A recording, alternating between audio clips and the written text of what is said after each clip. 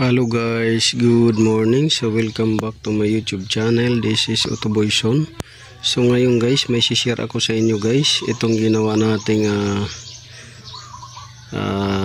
adventure na kinargahan sa ibang shop. At mga 1 week lang nawala na yung preyon, nawala na yung lamig. At nagpakarga din sa atin. Kaso nagmamadali si sir at hindi na niya pinabakyum, so karga lang. So ang problema guys, pagka hindi ninyo binakyum ay nagkakaroon ng contamination sa system. So may hangin siya, so hindi siya solid, pure 100% preyon. Contaminated yung system. Tapos walang compressor oil na nilagay nila. So yan yung issue nung ginawa nating adventure. So ngayon isang dahilan kung bakit naubos guys yung preyon dahil dito sa bulb na to. So sa high side kadalasan bumibigay ito. So yung likuran yan pagka close niya yan, ayan, nakaangat. So hindi siya totally naka-close, sisingaw yan.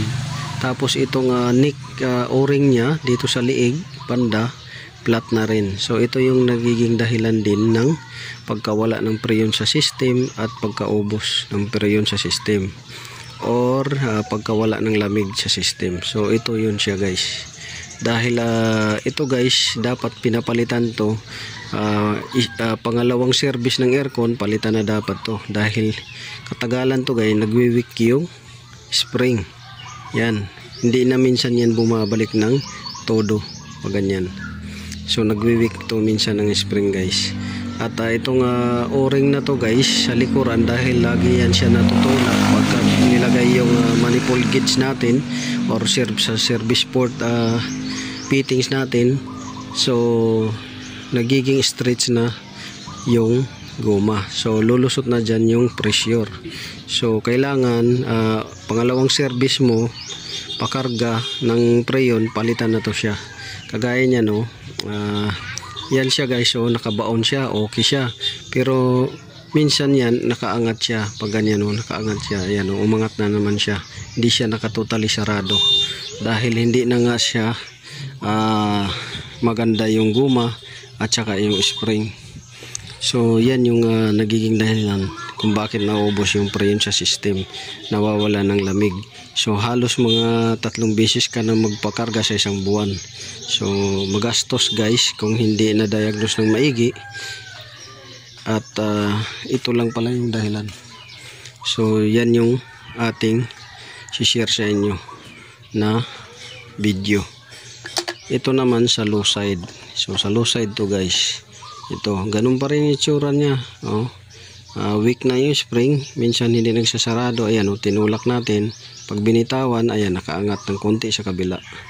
So pati yung o-ring neck nya dito sa may liig, flat na rin. So isang dahilan din to guys kung bakit naubos. So low side, high side pinalitan natin sa unit ng adventure na papakita ko sa inyo. So isang tips lang din, kailangan magpa-vacuum kayo guys, kasi contaminated. Kahit anong karga ninyo, hindi yan lalamig kung contaminated. So yun lang ang masishare ko sa inyo. This is Otoboy Son. Maraming salamat sa inyong panonood, pagkikinig. Naway nakakuha kayo guys ng kunting kaalaman dito sa share natin. God bless you at maraming salamat. So ito na guys yung video na ipapakita ko sa inyo. So dito guys makikita ninyo.